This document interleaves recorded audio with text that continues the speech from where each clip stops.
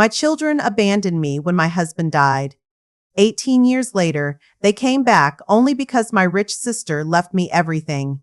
What they didn't know was that I had already prepared their punishment. If you want to hear how greed destroyed my own family, stay with me. And don't forget to subscribe, because stories like this, they're too real to miss.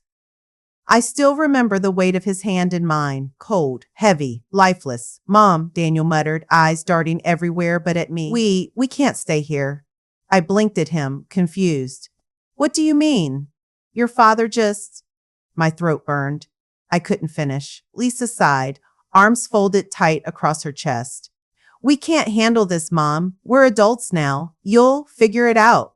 Figure it out? My voice cracked. Your father is gone. I clutched my chest. The hospital walls seemed to close in. People walked past us, busy, alive, while my world had stopped. Daniel shifted on his feet, avoiding my eyes.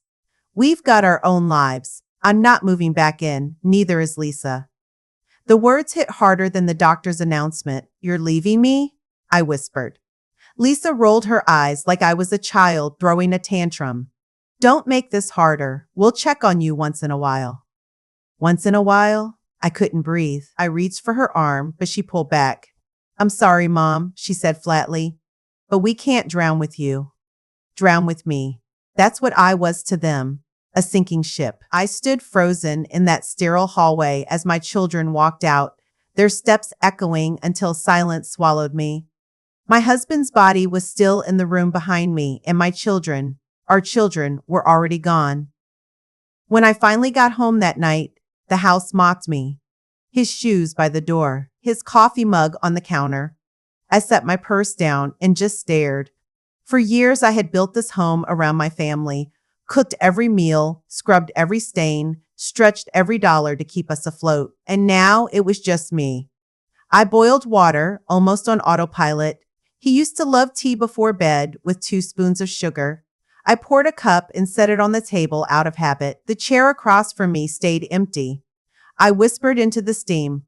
Why did they leave me? My chest tightened until the tears spilled over. The clock ticked louder in the silence.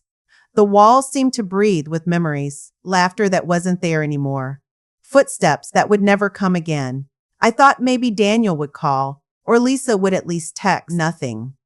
Days stretched, heavy and dull. I forced myself to fold laundry, pressing his shirts close to my face, pretending he might walk in and need them tomorrow. But they just smelled stale, and I cried harder as I folded them neatly, pointlessly. The fridge sat full of food nobody wanted. I cooked his favorite stew one evening, filling the kitchen with warmth that only reminded me of emptiness.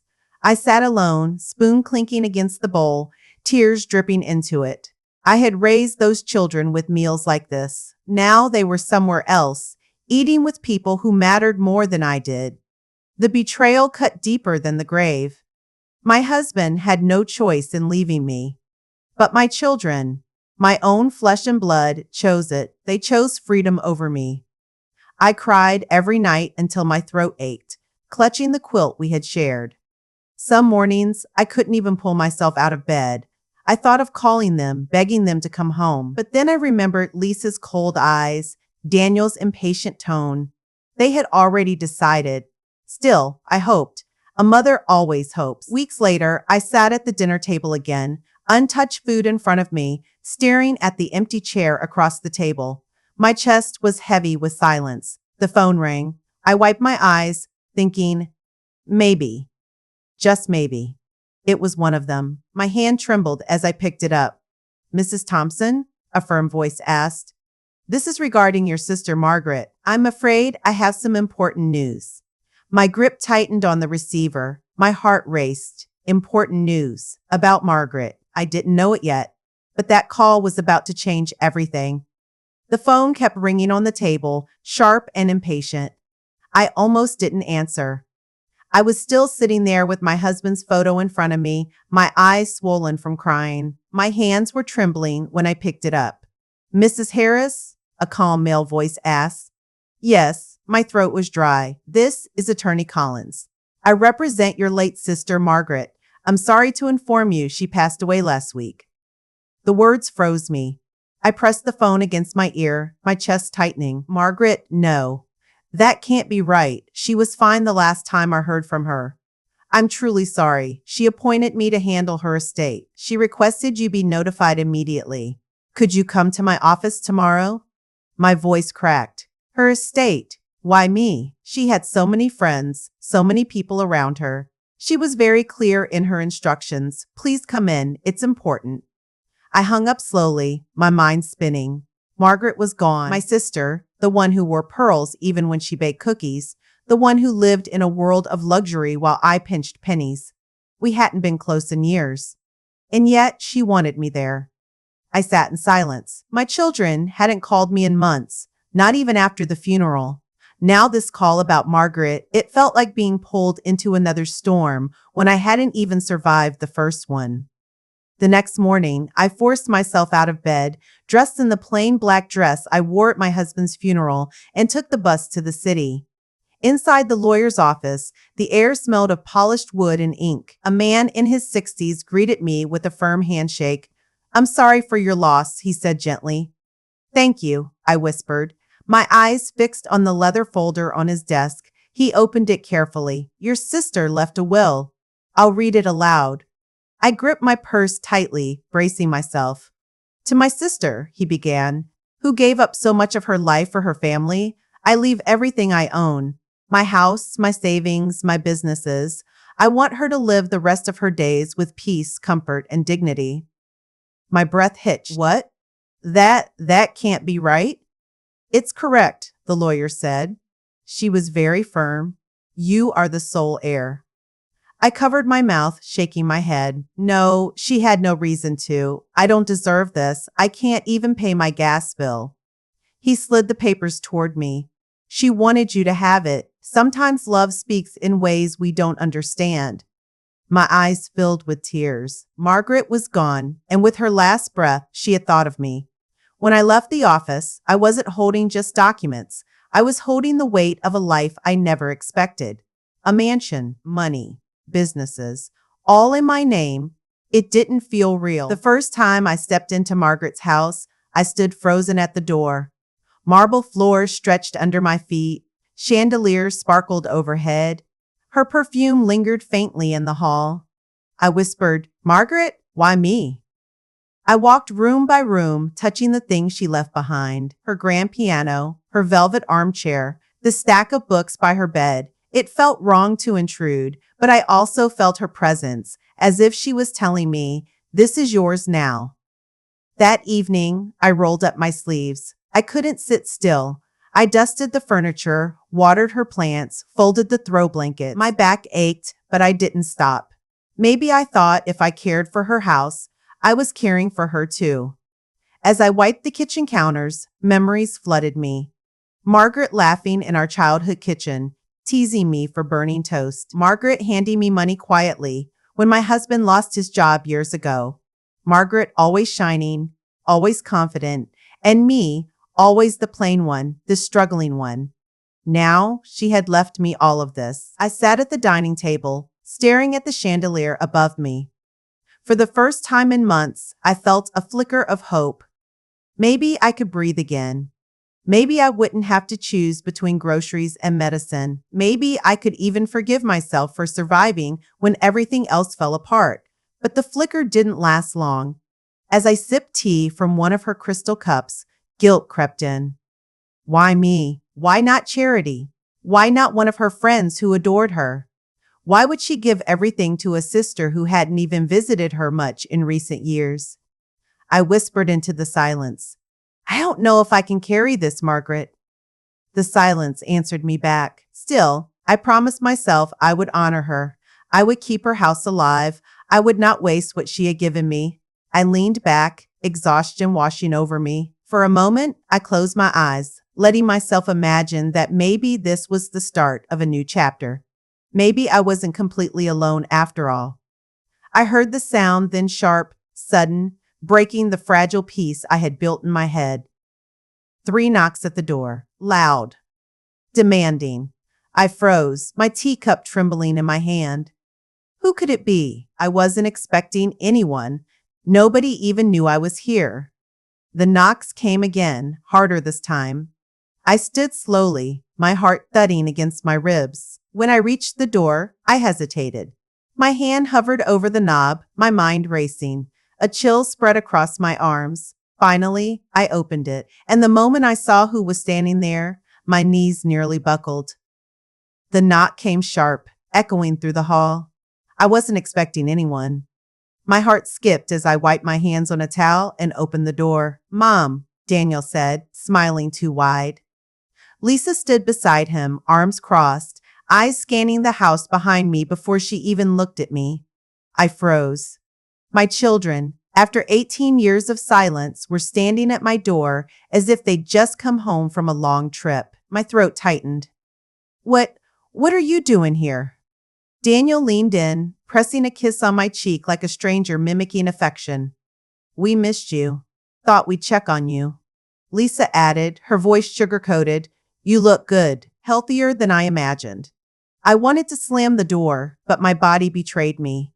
My chest ached at the sound of their voices. I stepped aside. "Come in." They entered quickly, their heels clicking against the polished floor. Daniel whistled low. "Nice place. Didn't know Aunt Margaret lived this good." Lisa brushed her hand along the marble table. "Better than our old house, that's for sure." I swallowed hard. "This was your aunt's. I'm just taking care of it now." Daniel smirked. "Taking care? Looks like you're living the dream." I ignored the jab. My hands shook as I reached for the kettle. "Let me make some tea." Lisa followed me into the kitchen, her eyes darting to every corner. "So, Mom, when did Aunt Margaret pass? We didn't hear anything." Her words cut. Of course they didn't. They hadn't heard anything from me in years, by choice. I stirred sugar into the cups. "Months ago, the lawyer contacted me." Daniel's voice carried from the living room. "Heard she left you everything. Must have been a shock, huh?" The spoon clinked against the cup. Yes, it was. Lisa leaned against the counter. "You must be lonely here, though. Big house, all by yourself." I handed her a cup, forcing a smile. "I manage." They sat at the table, sipping loudly. Daniel leaned back. "So, what's the plan? You keeping all this or thinking of selling?" I blinked. "Why do you ask?" He shrugged. "Just curious. It's a lot for one person. You're not young anymore." The words stung, but I bit them back. "I'll decide when the time comes." Lisa set her cup down, tilting her head. "You know, Mom, we could help. You shouldn't have to handle all this alone." My chest tightened. Their voices, their presence, it was what I used to pray for. But now, every word carried a shadow. "I'm fine," I whispered. Daniel leaned forward. "Come on, Mon, we're family. Families share. Don't you think Aunt Margaret would have wanted that?" I looked at him, searching for sincerity, but his eyes gleamed too much when they flicked toward the gold-framed painting on the wall. My lips trembled. "Where were you when I needed family?" The room fell silent.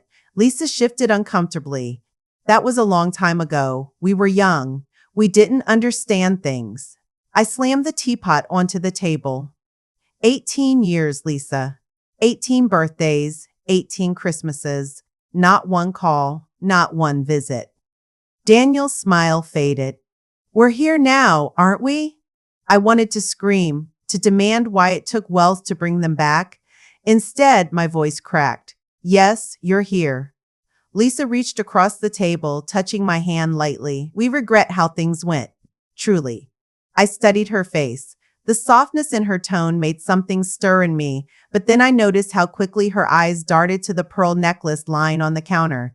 Tears welled up. "Do you really regret it? Or do you regret missing this house?" Daniel chuckled nervously. "Don't be harsh, Mom. We're just saying we could be around more, spend time, help out." My chest burned. Part of me wanted to believe, to think my children had finally come back because they missed me, because they loved me. But another part whispered the truth I didn't want to face. I forced a laugh, though it came out broken. "Help with what? Eating, sleeping, or counting money that doesn't belong to you?" Daniel's jaw tightened. "You think the worst of us." I looked at both of them. Tell me why you're really here. Lisa smiled faintly. Because you're our mother. And mothers don't stay mad forever? Her words pierced me, soft and cruel at once. I turned away, picking up dishes just to have something to do. My hands shook so badly, one nearly slipped from my grip. I heard Daniel's whisper behind me, low and quick, meant to be secret. If we play this right, we'll get everything. My heart dropped. The plate almost fell. Lisa's soft laugh followed. Just be patient. She's desperate for us. She'll cave. I froze, my back to them. My chest pounded, every muscle stiff. They thought I couldn't hear. They thought I was too weak, too broken. Slowly, I placed the plate in the sink. My vision blurred, but I didn't turn around. My children, my flesh and blood, weren't here for me. They were here for the fortune. My throat tightened. I whispered so quietly, only the empty kitchen could hear me. So, this is what love costs. Behind me, their voices softened as they continued their charade of laughter. I wiped my face quickly, not letting them see the tears. I walked back to the table, forcing my lips into a smile. Do you want me to make dinner? It's been a long time since we ate together. Lisa clapped her hands lightly. That would be lovely. Daniel grinned. Yeah, Mom. Let's have a family dinner. As I pulled ingredients from the fridge, my hands trembled. My children were back, sitting in my sister's home, calling me Mom again. For a moment, if I ignored the truth, it almost felt normal. But deep inside, the words I had overheard repeated, echoing with every breath, once she's gone, this will all be ours. And as the onions sizzled in the pan, I realized the dinner table would no longer be a place of comfort. It would be a battlefield. I held the damp dish towel in my hands, trying to steady myself as the clinking of glasses carried from the living room. Their voices drifted toward me, faint but sharp enough to slice through my chest. Daniel's tone was casual, but every word pierced me. Once she's gone, this will all be ours. I froze, my knees nearly buckled. Lisa laughed softly, almost a hiss. She's too soft. We just have to play nice. She'll hand it over eventually. My stomach twisted. The towel slipped from my grip, and I clutched the counter to stop myself from falling. I wanted to scream, to burst into the room and throw them out, but my throat locked. Daniel spoke again, smug. Think about it. The house, the savings, the businesses. She doesn't even know how to handle half of it. We'll just wait it out. I covered my mouth, afraid the sound of my breathing would give me away. Lisa's voice dropped lower. Honestly, I don't even feel guilty. She never gave us the life we deserve. At least now, she can finally make it up to us. The glass I was holding slipped from my trembling hands, shattering into the sink. The crash echoed, and I stiffened. Silence fell in the other room. Daniel called out, Mom, you okay in there? I forced my voice to sound steady. Yes, just dropped a glass. Lisa chuckled under her breath. Clumsy as ever. I stood still, shards of glass glittering in the sink, while tears burned my eyes. My children, my own flesh and blood, had been waiting for me to disappear. When I finally walked back into the living room, both of them smiled as if nothing had happened. Daniel leaned back on the couch, arm draped casually. You should sit with us, Mom. Don't work so hard. I sat down slowly, folding my hands to hide the shaking. I'm fine, I whispered. Lisa glanced at me with practiced sweetness. You look tired. Maybe you should think about resting more. Let us handle things around here. Her words curled like smoke around me. Handle things? They didn't mean helping. They meant taking. I can manage, I said softly. This is my home. Daniel smirked. Your home, sure. But Margaret wouldn't have wanted you to struggle with it alone. She'd want the family to share. The word family stung. Where was family when I cried myself to sleep every night after my husband died? Where was family when my fridge was empty? When my phone never rang for 18 years? I swallowed hard, keeping my face calm. Inside, I screamed. Lisa leaned closer, her perfume sharp. Mom, you know we only want what's best for you. Imagine how much easier things would be if you let us handle the paperwork, the accounts, all the boring stuff. I looked at her carefully, searching for any trace of genuine care. There was none, only calculation. Do you really mean that? I asked quietly. She blinked, surprised. Of course. Why would you doubt us? Daniel added quickly. We're your kids. Who else would you trust? I almost laughed. Who else would I trust? Anyone but them. But my lips curved into a faint smile I didn't feel. You're right. Who else would I trust? They seemed satisfied, turning their attention back to their wine. I sat there, my body still, but my mind a storm. 18 years. 18 years of silence. And now they wanted to take care of me. I thought of the long nights working 2 jobs to pay their tuition, the years I wore the same coat while saving for their school trips, the meals I skipped so they wouldn't go hungry. And this was what remained, greed in their voices, hunger in their eyes. Lisa stood suddenly. I'm going upstairs. The guest room is fine, but I think I'll move my things into the master tomorrow. It's bigger. My heart stopped. That's my room, I said firmly. She laughed lightly. Relax, I just thought it would be more practical. Daniel raised his glass. She's right, Mom. You don't need all that space. We could use it better. Their words hit harder than stones. My hands gripped the armrest, knuckles white. Leave my room alone, I said, my voice sharper than I intended. They exchanged glances, amused, as though I were a stubborn child throwing a tantrum. Lisa shrugged. Fine, for now. But honestly, you should think about it. She walked away, her heels tapping on the stairs. Daniel leaned toward me, voice low. You know, Mom, fighting us isn't smart. We're only trying to help. Don't make this harder than it has to be. I stared at him, words caught in my throat. My son, the boy I once held against my chest when he was sick, the boy who cried into my shoulder when he failed his first test, was warning me not to stand in his way. I whispered, good night. He shrugged and headed upstairs, leaving me alone in the living room. The silence that followed wasn't peaceful. It was heavy, suffocating. I sat there for hours, staring at the shadows on the walls. Every creak of the house made me jump. My own children had become strangers, and I didn't know how to protect myself from them. I walked into the kitchen, swept the broken glass into the trash, and washed my trembling hands under the faucet. My reflection in the dark window looked older than I remembered, tired, beaten. But in the eyes staring back at me, I caught a flicker of something else. Maybe anger, maybe strength. I wasn't sure yet. I climbed the stairs quietly, listening to the muffled laughter coming from Lisa's room. My chest tightened. They were upstairs plotting, while I was down here holding on to the pieces of my soul. I lay in bed, staring at the ceiling. The words I overheard replayed again and again. Once she's gone, this will all be ours. I pressed a pillow to my chest, holding myself together. They would not see me break. Not again. Sleep never came. Only one thought circled in my mind, louder than all the others. If they could betray me once, they could do it again. And next time, it might destroy me completely. When the first light touched the curtains, I knew one thing for certain. I couldn't stay silent forever. And then I heard the sound that froze me in place, the faint rustle of papers downstairs. My heart pounded. I slipped from the bed and crept toward the hallway, every step careful. Their voices carried up from below, hushed but urgent.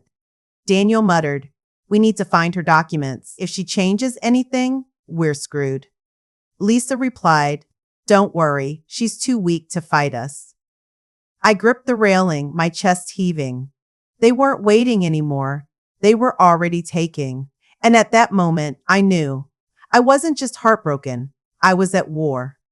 When I first woke up, I wanted to believe the quiet meant they had left. But as I stepped out of my room, the truth hit me. Shoes were scattered across the hallway. Music thumped faintly from somewhere downstairs. My home wasn't mine anymore. "Morning, Mom," Lisa called from the kitchen, her voice dripping with fake sweetness. I walked in and froze. She was sitting on the counter in a silk robe, sipping coffee.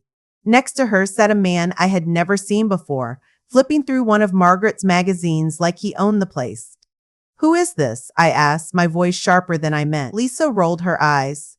"Relax. This is Josh. He's staying with me for a while. Staying here without asking me? Come on, Mom, she smirked. This house is too big for you. Don't be selfish. Josh glanced up, smirked, and went back to his reading. My hands tightened around the dish towel I was holding. From the hallway, Daniel's voice cut in, loud and careless.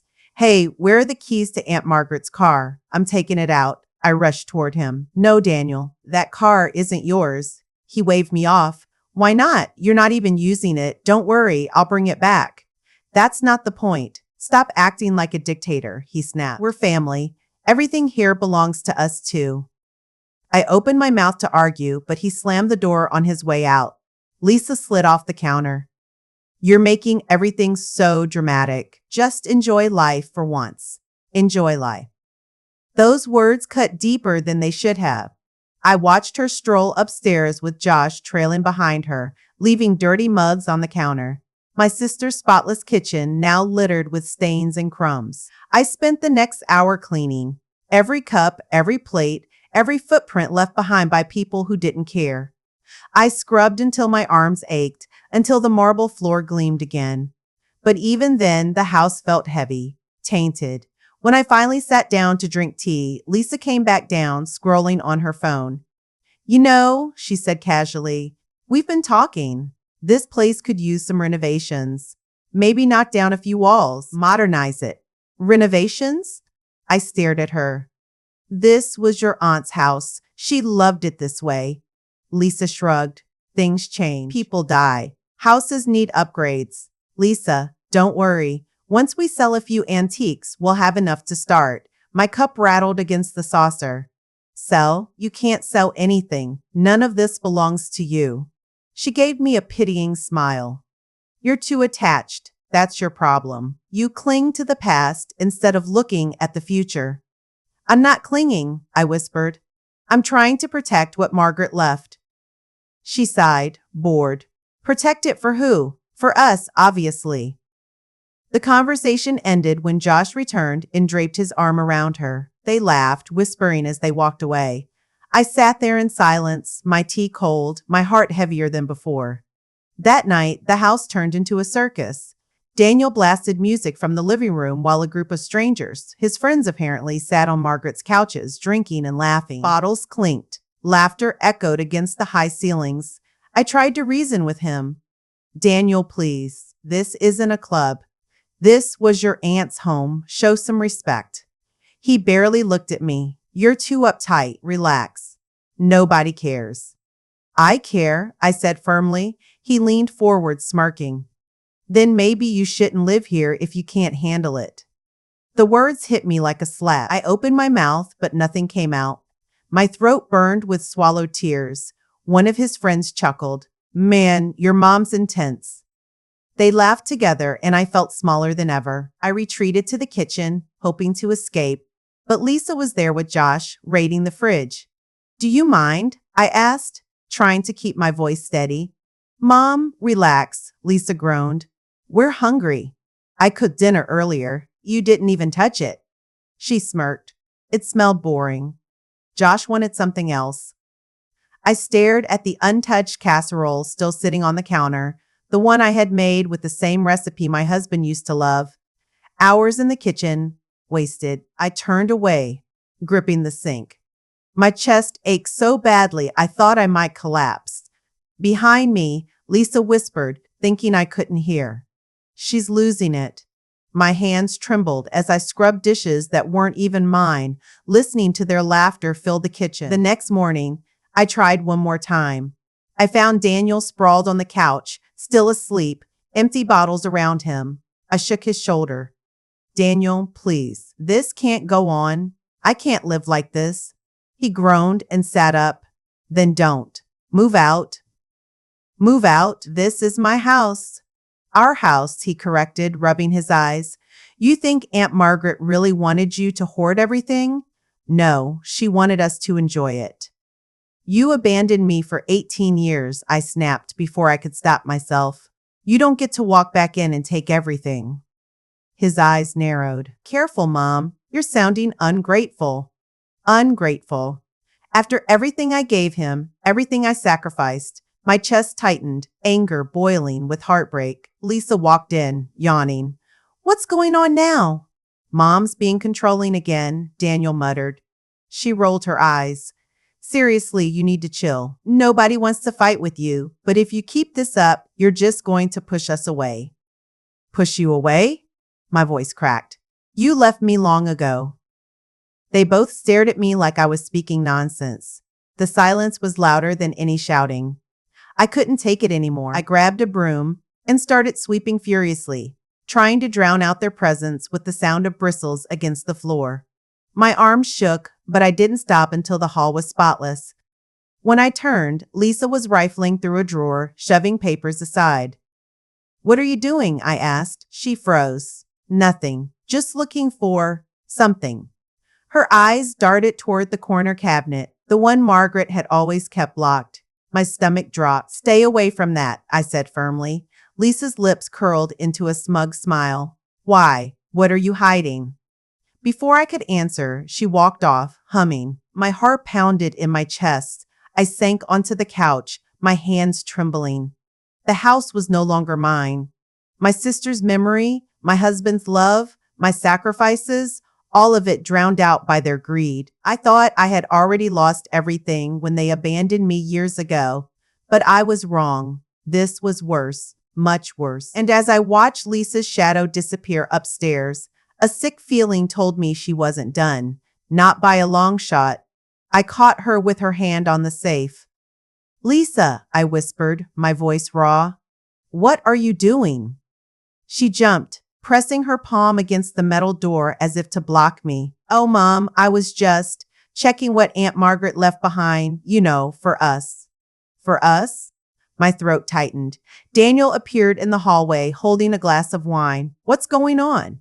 She caught me looking at the papers, Lisa said, shrugging, like it was nothing. Daniel's smirk cut through me. Well, it's about time, isn't it? Why keep everything locked up? You can't handle it all alone.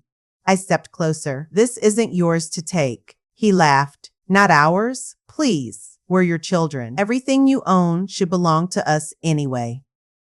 My hands trembled so badly, I gripped the counter to steady myself. You left me when your father died. Do you remember that? Do you even remember how I cried every night? I begged you to come back home, and you didn't.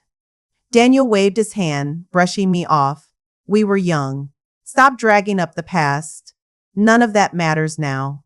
It matters to me, I said, my voice cracking. Lisa rolled her eyes.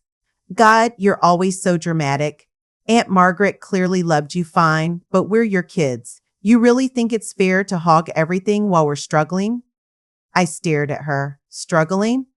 You show up in designer clothes, driving cars that cost more than my first house. How is that struggling? She crossed her arms. Debt, Mom, you wouldn't understand. Daniel and I deserve some relief. You could help us without making this a big production. My heart pounded in my ears. Deserve? After 18 years of silence? After you abandoned me?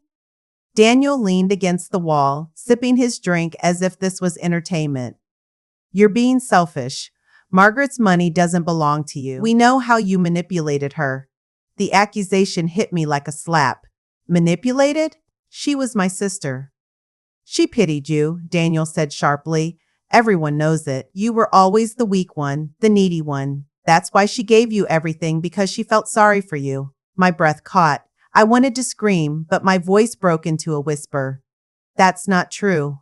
Lisa stepped forward. It doesn't matter. What matters is you stop pretending this fortune is yours alone. We should be partners, a family again. Family? I almost laughed. A family doesn't disappear when things get hard. Daniel slammed his glass down on the counter. Enough. We're not asking anymore. If you don't cooperate, we'll take legal action. My knees buckled and I gripped the table. Legal action? He leaned closer, his tone cold. You're old. You can't keep up with this estate. The court will see that. We'll prove you're unfit to manage it. Lisa chimed in. Honestly, maybe a nursing home would be safer for you. At least then we could handle things properly. The plate in my hand slipped and shattered against the marble floor. The sound rang out sharp like thunder in the silence that followed. My chest burned. My face flushed hot with humiliation and rage. I am not going to a nursing home, I snapped. Daniel smirked. You might not have a choice. Something inside me cracked. For years, I had swallowed their cruelty, told myself maybe they'd change. But this was different. They weren't just ungrateful. They were predators circling me, waiting for me to collapse. I straightened my back, even though my legs trembled. You think I'm weak, I said, my voice lower now, steadier. But you've underestimated me. Lisa scoffed. Oh, please, don't start with your speeches. No, I said firmly. You need to hear this. I didn't beg Margaret for anything.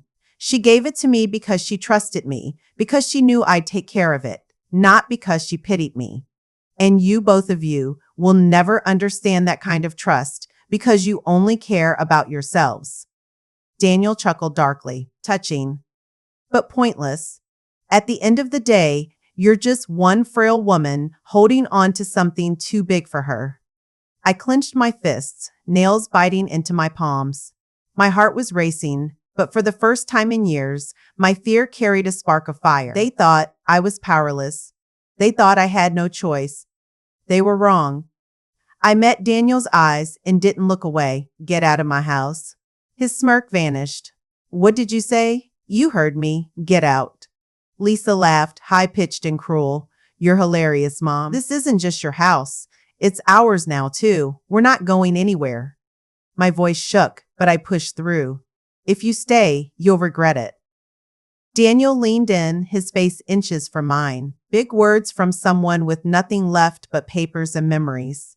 I could smell the alcohol on his breath, the arrogance in every syllable. But I didn't flinch. You'll regret it, I repeated, softer this time, but sharper. He slammed his hand on the counter, making me jump. You don't scare us. No, I said quietly, but you should be scared of yourselves. Because one day, greed eats everything it touches, even family. They stared at me, surprised at my tone.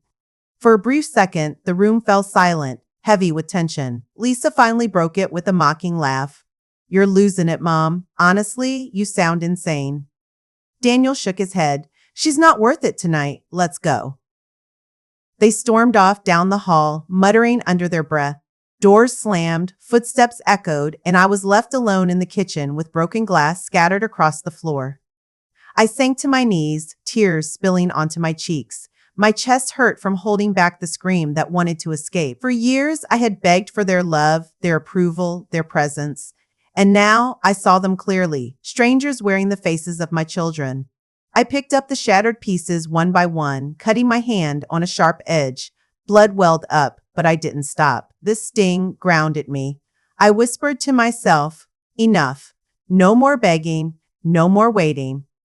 I wrapped the cut with a towel and stared at the empty hallway. The air was thick, charged with everything unspoken. My body trembled, but deep inside, a quiet strength was forming, like a seed breaking through hard soil. That night, I lay awake in bed, my mind racing. Their words repeated over and over, selfish, unfit, weak. But beneath the pain, something new grew.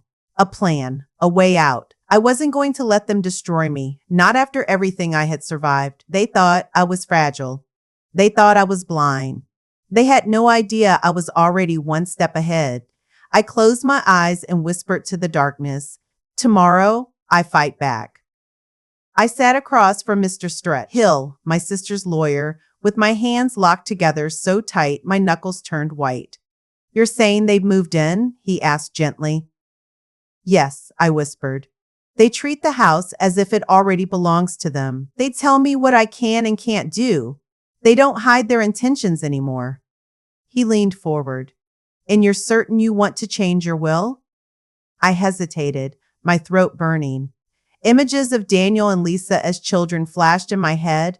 Lisa running in the yard with scraped knees. Daniel clinging to my skirt at the grocery store. I swallowed hard.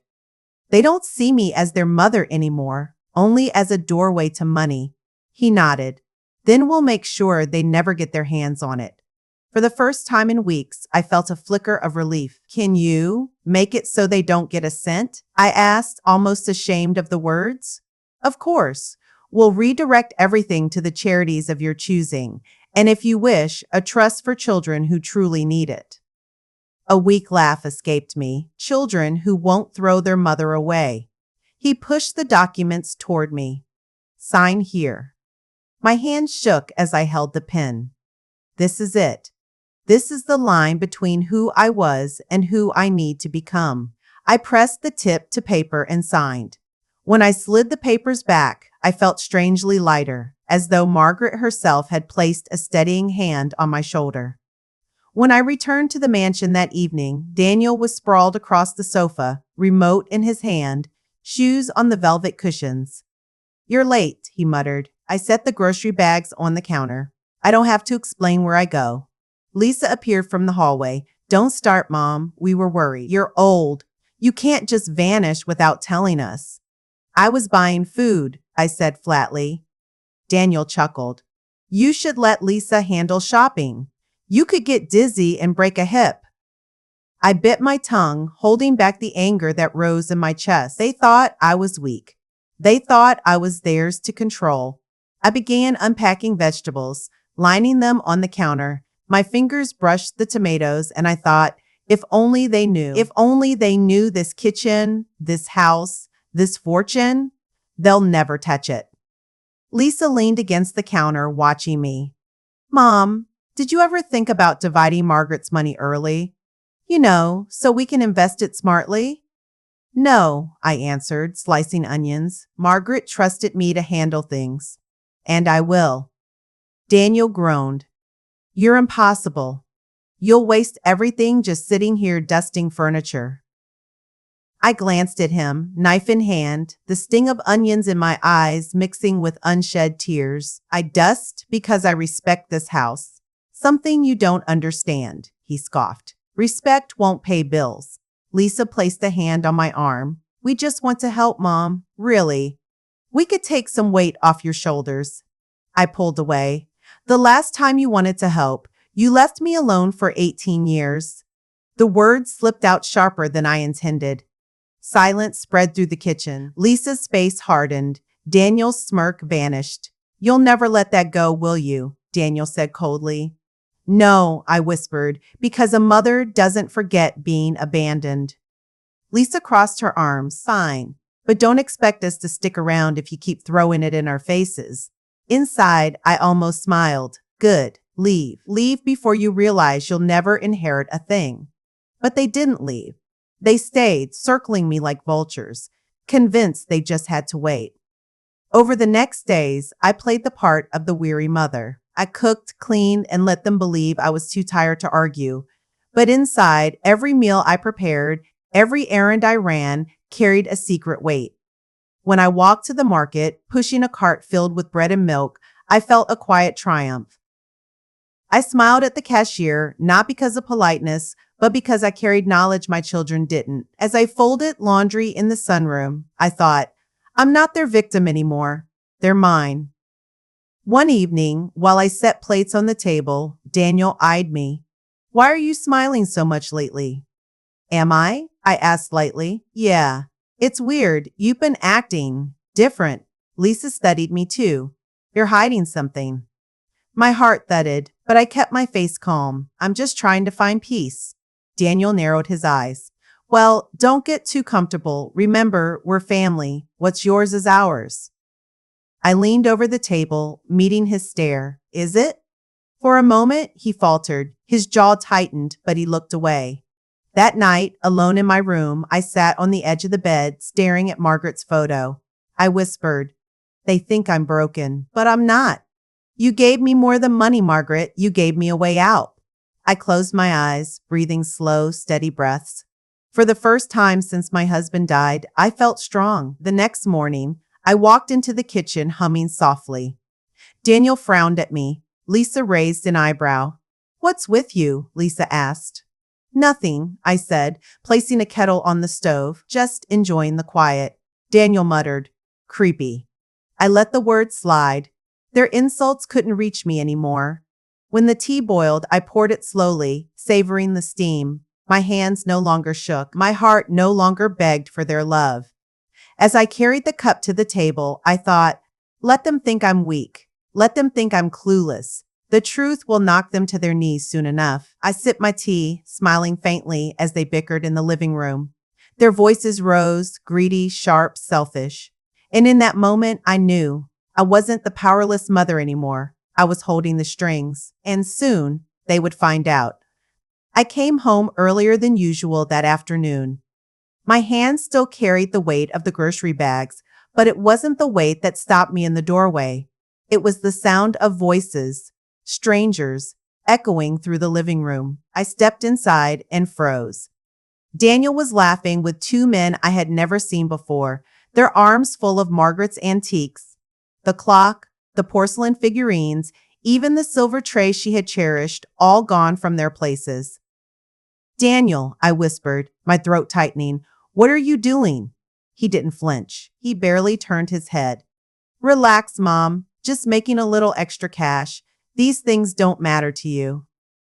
I dropped the grocery bags. Apples rolled across the floor, but neither he nor the strangers paid any attention. My pulse pounded in my ears. These were Margaret's treasures. They're not yours to sell. Daniel smirked. They're not yours either. You think you can hold on to all of this? You're too old for it. Don't worry, I'll take care of it. One of the men snickered as they carried out another piece of furniture. My hands trembled. Put it back, every piece. Now. Daniel stepped closer, towering over me. Stop embarrassing yourself. You wouldn't even have this house if Margaret hadn't pitied you. Honestly, you don't deserve it. His words cut deeper than a knife. I backed away, but inside, something stirred, an anger I hadn't felt in years. You're selling memories, not junk, I said, my voice breaking. Memories? He scoffed. Margaret's dead. Get over it. I turned away before my tears betrayed me. My chest heaved as I picked up the groceries one by one. The apple skin was bruised, just like I felt inside. But when I stood again, Daniel was already ushering the men out, waving off my protest like I was nothing. Hours passed before Lisa returned. She strutted in, heels clicking against the marble, her eyes narrowing when she saw me sitting in the kitchen. What's with the long face? She asked, pouring herself a glass of wine. Daniel sold Margaret's things, I whispered. He's treating this house like a pawn shop. Lisa shrugged. At least he's doing something useful. We need money. This place costs a fortune to maintain. Honestly, Mom, you can't keep up. My hands clenched in my lap. This isn't yours. None of it is. Margaret entrusted it to me. She laughed, a sharp, cruel sound. Entrusted? Don't kid yourself. She should have left it to us. You're just holding it until it comes to the rightful heirs. Rightful heirs? I repeated, my chest aching. Where were you when your father died? Where were you when I was alone? Begging for a call, a visit, anything? Lisa rolled her eyes. Don't start that again. You were always dramatic. We had our own lives. I stared at her, the daughter I once rocked to sleep, the girl whose scraped knees I kissed, whose tears I wiped away. Now she looked at me with contempt, as though I were some burden she was forced to endure. You abandoned me, I whispered. She sipped her wine. And look at you now, living in a mansion. You should thank us for staying out of the way. The glass shook in her hand, but her smile was cold. You can't handle this place, Mom. It's too much for you. Daniel and I have been talking. Maybe it's time you moved into assisted living, a nice nursing home. We'll take care of the estate. Her words stole the air from my lungs. A nursing home. They wanted to strip me of everything. My dignity, my home, my last connection to Margaret. I forced myself to breathe slowly, to keep from collapsing under the weight of betrayal. You want to lock me away so you can take what's left. That's all I am to you, isn't it? An obstacle. Lisa didn't deny it. She set down her glass, her eyes narrowing. You can make this easy or hard. Your choice. Silence filled the room, heavier than any scream. I wanted to rage, to throw her glass against the wall, to shake her until she remembered I was her mother. But my body stayed still, my face calm. Only my heart thundered. They thought I was weak. They thought I was powerless, and maybe that was my fault. I had let my grief swallow me, let them step all over me. But inside, something shifted. Their cruelty didn't break me this time. It hardened me. I stood slowly, my chair scraping the floor. Lisa raised a brow. "Where are you going?" "To make dinner," I said, my voice steady. She laughed again. "Dinner? After all that?" "Yes," I answered. "Dinner." In the kitchen, I moved with deliberate care. I pulled out the pots and pans, chopped vegetables, seasoned meat. The motion steadied me. Each slice of the knife reminded me of the plan I had already put in motion, the will that was rewritten, the future they could never touch. Daniel came back while I cooked, swaggering in with that same smug smile. "You better get used to the idea, Mom. Lisa's right. You can't keep this house forever. We'll make it ours." I stirred the pot, keeping my eyes low. "Sit down. Food will be ready soon." He glanced at Lisa, then laughed. Unbelievable. After everything, she still plays house. They sat, pouring themselves more wine, whispering, plotting. I set the table, my hands calm, my voice even. Not once did I let them see the storm inside me. I placed the plates before them and watched as they dug in, laughing, bragging about their plans. They were so sure of themselves, so certain the future belonged to them. I forced a smile. "Eat well? Tomorrow will be an important day." Lisa glanced at me. "Why? What's happening tomorrow?" I only shrugged. "You'll see." Their laughter echoed through the dining room, but I barely heard it. My heart beat steady now, not frantic. I was ready. For the first time, I didn't feel like the victim. I wasn't the abandoned mother begging for scraps of love. I wasn't the fragile widow drowning in grief. I was something else, something stronger. I cleared the dishes, my movements calm, almost graceful. They didn't notice the small smile tugging at my lips. They didn't see that the game had already ended. Tomorrow, the lawyer would arrive.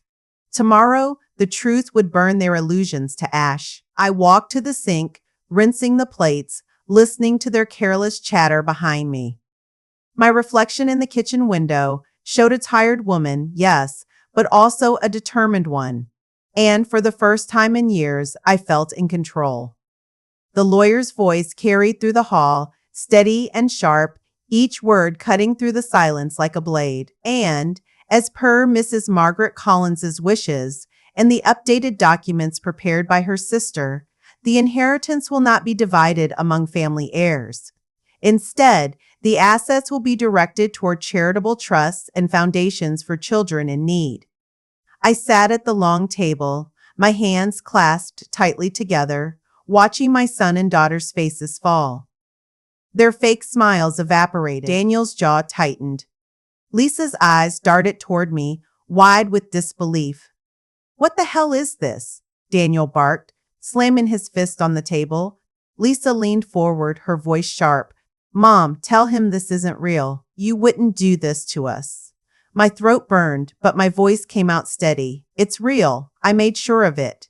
Daniel shot up from his chair. "You can't be serious. After everything we've been through, you're giving it all away?" "After everything we've been through?" My voice cracked, but I didn't back down. "You left me when your father died. You didn't speak to me for 18 years. And now you want to pretend you care?" Lisa clutched her handbag, her tone dripping with contempt. "We were young, Mom. We didn't know how to handle grief. You knew how to handle parties. You knew how to handle moving on without me. Don't pretend this is about grief." My chest ached, but my words came faster now. "You came back for one reason. Money, not love." Daniel sneered. "So you're punishing us? Cutting out your own children? Do you know how insane that sounds?" I took a deep breath. "No, I'm protecting myself. And I'm protecting Margaret's legacy." The lawyer cleared his throat, continuing with details, but their shouting drowned him out. "You manipulative." Daniel's face flushed red. "You think some lawyer's paperwork is going to erase us? We're your blood. You owe us." "I owe you?" My hands trembled, but I gripped the edge of the table. I gave up everything for you. I worked 2 jobs, I skipped meals, I paid your tuition when I couldn't afford rent, and when I needed you, when I was broken, you turned your backs on me. What exactly do I owe you? Lisa's lips quivered. She tried softening her tone, but it came out hollow.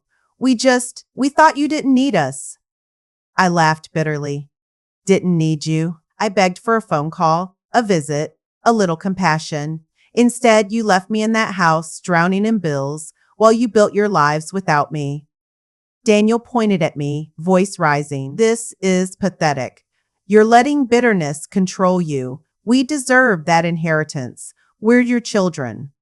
The lawyer finally raised his hand. Mr. Collins, the documents are binding. The assets have already been transferred into trusts. There is nothing left for you to claim. Daniel's face twisted in rage. You'll regret this, Mom. Don't think you've won. I stood up slowly, my legs weak, but my heart stronger than it had been in years. No, Daniel, I already lost. I lost my children a long time ago. Today, I'm just facing the truth. Lisa's eyes filled with tears, but they weren't the kind that softened me. They were angry, self-pitying tears. She spat out, You'll die alone in this house, and when you do, no charity will hold your hand. Her words pierced me, but I forced myself not to flinch. Better to be alone than surrounded by people who only pretend to care. The lawyer motioned towards security waiting at the door. 2 men stepped inside, calm but firm. Ma'am, sir, it's time to leave. Daniel threw his chair back, glaring at me. You've chosen your side. Don't expect us to come back again. I swallowed hard. I won't. They stormed out, their angry footsteps echoing down the marble floor. The front door slammed shut, and suddenly the house was quiet, too quiet. I sat back down, my body collapsing under the weight of what just happened. Tears blurred my vision, rolling freely. The lawyer gathered the papers and spoke gently. You did the right thing. They can't touch this now. I nodded, though my chest was heavy. Right doesn't feel good. He offered a small, respectful bow of his head before leaving me alone in the vast room. The silence pressed in, not cruel, but final. My children were gone, truly gone. I wandered into the kitchen, every step slow. I filled the kettle, set it on the stove, and leaned against the counter. My hands trembled as I reached for a teacup. The routine steadied me. Water boiling, steam rising, tea steeping. Simple, familiar motions. For years, I made tea for others. Tonight, it was only for me. I sat at the small kitchen table, cradling the warm cup between my palms. Across from me, Margaret's photo rested in its silver frame. She was smiling, her eyes bright, frozen in time. Thank you, sister, I whispered. You gave me more than wealth. You gave me a chance to find my voice again. The tea's warmth spread through me, but it didn't erase the ache. I thought of Daniel's anger, Lisa's tears, their words sharp as blades. I thought of the years I'd begged for their love, and how quickly they discarded me. A part of me longed for them still, even after all the cruelty. A mother's heart doesn't switch off, but tonight I accepted something I had avoided for years. Their absence was my reality. Their love was never mine to hold. I closed my eyes and breathed deeply. For the first time, I wasn't waiting for them to come back. I wasn't chasing after scraps of affection. I was simply sitting in my own silence, choosing peace. The kettle clicked as it cooled, the house humming quietly around me. I let the tears fall, not fighting them anymore. They weren't only tears of loss. They were tears of release. I whispered to the empty room, my voice fragile but steady. I lost my children, but I found myself. The words hung in the air, a truth that cut and healed at once. I sipped the last of my tea, the bitterness lingering on my tongue, and stared into the dim light of the kitchen. Tomorrow would come, heavy or light, but for the first time in years, I felt ready to face it.